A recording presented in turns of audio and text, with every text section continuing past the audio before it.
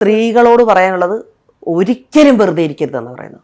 നമ്മുടെ വേസ്റ്റാക്കി ഒരു സമയം പോലും കളയില്ല. ഞാൻ പറയുന്നത്, ഞാൻ എപ്പോഴും എല്ലാവരോടും പറഞ്ഞു കൊടുക്കുന്നത്, നിങ്ങൾ നന്നായി പ്രാർത്ഥിക്കുക. പ്രാർത്ഥിക്കുക എന്ന് പറഞ്ഞാൽ നമ്മളൊരു ബേസിക് പ്രാർത്ഥന ഉണ്ടെങ്കിൽ അവർക്കൊരു ആത്മവിശ്വാസം ഉണ്ടായിരിക്കും. മറ്റാരും സഹായിച്ചില്ലെങ്കിലും ആരെങ്കിലും ഒരാൾ നമ്മൾ സഹായമായി വരുമെന്നുള്ളൊരു വിശ്വാസം ദൈവത്തിൽ ഉറപ്പിച്ചുകൊണ്ട്, ആ വിശ്വാസം ദൈവത്തിൽ നമ്മൾ ഈ പ്രാർത്ഥന കൊണ്ട് കൂട്ടുകയും നമ്മൾ ആരെങ്കിലും ഒരു കൈ നമുക്ക് തരുമെന്ന് ഞാൻ അങ്ങനെ വിശ്വസിച്ചത്. അതേപോലെ വന്നില്ല, എത്ര കൈകൾ വന്ന് എന്നെ സഹായിക്കാൻ.